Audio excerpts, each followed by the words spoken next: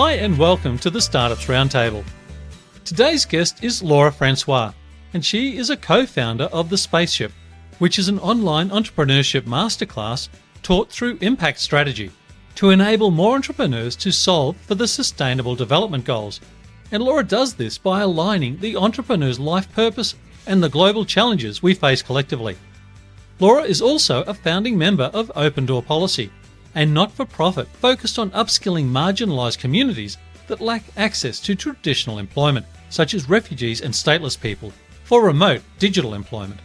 With a focus on collaboratively designing systems for sustainable development while leveraging the startup ecosystem, philanthropy, and the creative economies, we had a lot to explore in this conversation. So over to Laura.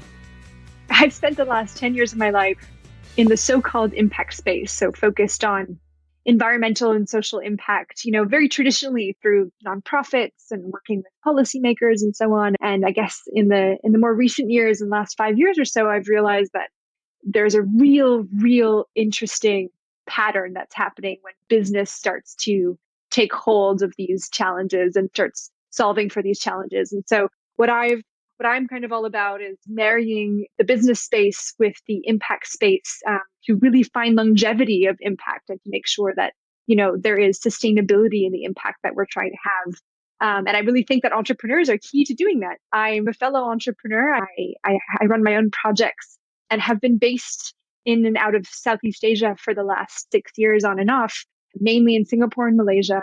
And I had a very big focus on the fashion industry, not because I'm not really into the shopping aspect or the glossy magazines or the designs, but I'm really interested in fashion as a system because everyone wears clothes, hopefully. I mean, if you don't, all good, but most people do. And most people can understand the importance of the fashion industry. And yet we know so little about the implications it's having on a global scale, in terms of the effects it's having on our economies, on the bottom of the pyramid, and our environment. So it's just been the most interesting place for me to navigate. And that's where I've been for the last little while. So, Laura, when you introduce and driving a conversation around change, there's one thing to drive change with individuals, but also with larger groups. So to drive through large communities such as businesses. Could you maybe think to or share how you think about approaching the smaller groups through to the larger groups to first encourage the change, but then to sustain the change? That's a really great question because it's such a different strategy on both ends, but we need both. And there's kind of a space in the middle where we're constantly trying to connect, this macro vision and this micro vision. And I think a lot of it has to do with understanding how the system that you're trying to change works. So I always go back to this idea of systems thinking. So as an individual, what part do you play in the system? And as an organization, big or small, what part do you play? And even just the understanding, the recognition of all of the externalities that you might be affecting. So for example, if you're a t-shirt company and you're producing organic t-shirt, are you keeping tabs on all of the possible negative effects of this good thing that you're trying to do? You're trying to create this new market for ethical products, but are you thinking through the CO2 emissions when you're shipping these products around the world? Are you thinking about, there's just so many parts of the puzzle when you're a larger organization that you might be touching upon that you might not even realize. And I think the key in both cases is the same, is just constantly keeping tabs on where your system, what affects your system. So where does it lay and what are the types of things that are happening with it? And it's ever changing. That's the thing. It's never a one answer because it's evolving. And in this time of COVID, I mean, the one thing we realize is just how quickly things can evolve. So regardless, change has to do, I think, with understanding the system you're in. When you look at your own goals and measuring your own progress, what are the sorts of metrics and KPIs you put there for yourself? And what sort of metrics would you look to put into an organization to give them achievable early goals, but to also create a momentum? It's difficult because I was just having a conversation this morning about the Sustainable Development Goals, the SDGs that were created for 2030. We are supposed to reach these 17 goals that are supposed to bring our planet together. There's no way we're reaching it by 2030. Whoever put in that KPI, was dreaming in Technicolor, but we needed the momentum to feel that urgency. And I think that urgency is what a lot of larger organizations need is yes, it has to be realistic, but there needs to be this urgency, especially on the climate front. It's so interesting how we've gone from a climate change. That was the way we talked about the whole issue around climate is climate change, but now it's transitioned to climate emergency. You can't use the word climate change anymore. And so I think organizations, no matter what industry you're in, has to see these long-term 2030 goals that we have unanimously as part of the business plan, because ultimately there is not going to be any business. I mean, there won't be any space for businesses to run fruitfully like they are post 2030 if we don't address them. So I think on an organizational front, I think it's always just trying to match what's happening out of the industry. Don't think of just the silo of the industry. Think of how it's kind of broaching the topic universally. And I think the same for my life. I've worked with in the fashion industry, but I've also worked in the refugee space. I've also worked in the startup space. All of them are maybe seemingly unrelated, but it's crazy when you start thinking about what types of goals each type of project or industry is looking towards achieving, and they do overlap. But I think that cross-pollination is what we need when it comes to setting goals. Laura, you drive the change through your vision and your mission and your passion and energy, but also know that you're structuring a formal way to help people think about this and to embrace it. Could you maybe share a little bit about that? The ways I like thinking about the output of all of this, I don't know. I am very energetic around this topic. I love nerding out about it. So where do I put all of that? And how do I make sure I'm not the boring, person who speaks too much at a cocktail party? I think it's through two things. I teach systems thinking and I teach circular economy for adults who are in the corporate world who are interested in transitioning to this new economy and trying to figure out how. I think a lot of people feel like they need to give up everything that they're doing and completely have a career makeover to take part in this space. So a lot of what I try doing is coaching and teaching how you can actually apply. Don't think of your life as this silo. Think of your expertise in marketing as something that the impact world needs, and so on and so forth. And I do that through more recently through my startup called The Spaceship. And we essentially teach first-time entrepreneurs who are first time in the impact space. So you might have had lots of experience launching businesses, but the first time trying to actually integrate impact in the DNA of what it is that you're doing. And that looks very different than incorporating a corporate social responsibility project or a great activism offshoot. It's very different when it's kind of the building blocks of what it is you're doing. So I teach that through a self-paced program online. And I'm really excited about that because I think that's where the new frontier is, essentially. When you start working with maybe a second-time entrepreneur or founder who maybe starts to engage with you thinking they've got it kind of worked out, but they're happy to explore, could you maybe share a couple of aha moments for them and also for you? Yeah. Well, I've had a few. I mean, I always have new ones. So if you were to ask me next week, I'll have a different answer. But recently, it's been thinking about two things. It's one is, I actually need to still be making money if I'm in the impact space. It doesn't just mean charity. I mean, we think of things in such a binary way when it comes to impact. It's either I make a load of money or I don't, but it's not mutually exclusive. That one keeps recurring. And the other thing is rethinking scale. We've really, really tainted our view of scalability as a core component of being successful. If you're going to be successful, you need to be able to scale. But it really depends on the problem you're trying to solve. I speak to entrepreneurs all the time who are solving really important problems that are localized. And it doesn't mean that the solution to them will be the solution for the same problem everywhere in the world. And they're hesitant to work on that project or launch that product because they're thinking, well, I can't scale, and that's what investors want, and that's what everyone wants to see. And that's unfortunate because that problem will continue to persist unless someone realizes, no, there is still worth in solving for that. So I think scalability has just been this catch-all phrase in the startup world that's preventing a lot of really important solutions to come to life. Could you take me a little bit behind your enterprise and how you structure it?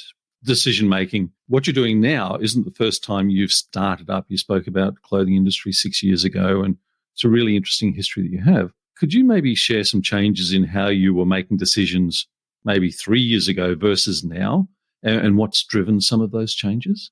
I've been doing a lot of reflecting on that given the pandemic and, what does leadership mean in this time when I've met my co-founder a few times, but don't have that close knit relationship as I would if we were in the same city. My first few hires have been completely remote. It's so interesting at this time to reflect on that. But what I will say is I've been thinking a lot about having the audacity to change your mind as a leader, to change your mind on the way you want to frame something, the way you go about doing business, the way, even in whatever the core beliefs you have about the problem you're trying to solve. I think thought leaders were told that, oh, if you're a thought leader in a space, it means you have the silver bullet to figure out how that's done or what that space needs. And I think what's evolved for me is realizing that nobody has the answer to anything because the problem is constantly evolving. And so this idea of the iterative nature of the startup world, where we're going to change at any moment, we'll be able to pivot. It's harder to do that in mindset. And so what's evolved for me is how to be a leader, but still be okay with shifting and iterating my mindset, because what I believed last year was the most important thing for us to solve, or what my core belief was in this space may not be true. And so that podcast I did is irrelevant, and that TED talk makes no sense. And being okay with that has been a challenge, and also this really fantastic aha moment. You've just made me think about activities I've been working through over the last number of weeks. I work with a tech company and we're going through different account planning processes, bringing together broad teams from across multiple geographies, which is nothing unusual. Organizations do it. You do your own strategic planning. But when we've done it in previous years and we've thought about what does the next year mean, and then we start to think, what does 2 years out and 3 years mean? Totally different conversation this year. So as you do your strategic planning, you're thinking about that horizon 1, horizon 2, horizon 3. How do you think about that for this venture that you've started now? I'm thinking of it when we talk about transition, whether it's, and by the way, I always have hated this question of not that you're asking me this question, but what's the 5-year plan? What's the 10-year plan? Because in systems thinking, going back to systems thinking, systems are so complex that there's no way you'd be able to navigate them and foreshadow what it would look like. Clearly, we've all been dosed in that this year. But in terms of strategic planning, I've noticed that when I think about transitions and in growth, what are we going to do when we launch? What are we going to do when we transition to our next phase? What does that look like? I do see it as it's never leaving A to go to B. It's kind of, the transition actually doesn't work so linearly. It actually kind of works horizontally, as you say, building upon itself. Whereas in previous ventures, I really thought of it as something linear, as phases that we're going through. Whereas right now, I think maybe it's because we're so decentralized and we're not in person and we're having to rethink how to do things. We're actually seeing it as, well, we're going to maybe need to have a team that focuses on phase 1 and another that focuses on phase 2, and we do things simultaneously, because that's just going to be the nature of how things move forward. There's no more graduation in terms of this type of growth, at least in the space that I'm in and the way I see things with this pandemic. When you start to test new ideas, how do you go about running experiments, and where do you look for trends? What's the data that you go looking for?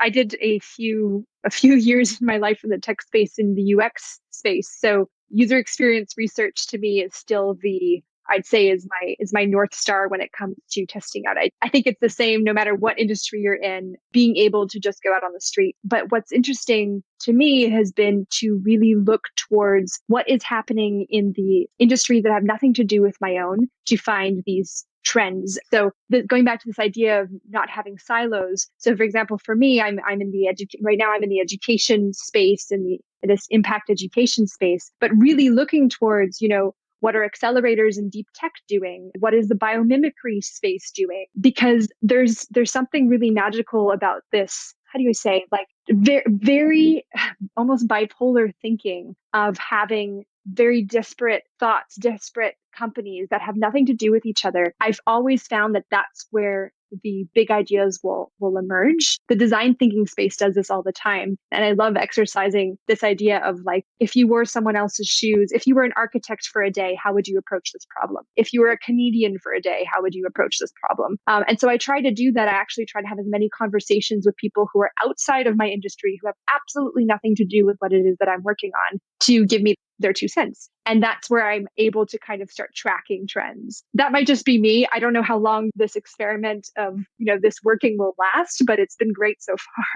I love that answer, and that's very meaningful to me. I agree and follow your approach, and that is if I'm looking at the banking industry or retail or whatever it might be, I try to think about what they are as an audience business. And I was inspired by a friend of mine maybe 15 years ago. I still remember the presentation he gave, and it was to a group of executives from a major bank. And he put up a screenshot of people in a picture theater in a cinema and with popcorn looking up. And he said, the common ground between us and you is we're both audience businesses. And that has stuck with me ever since. So when you talk about UX, it's about what does the audience absorb? And if you can't understand a person's audience or a company's audience, then you're nothing more than a theoretical discussion because it can't land anywhere. So the way you described it, just fantastic. I also had this same company I was working with at the time. They had employed a stack of people from a major online retailer to build an experimentation business unit. And it was considered that important that the leader of that group actually reported to the CEO. So this whole idea of having a pulse of the nation and actually truly understanding behaviors and how that could actually,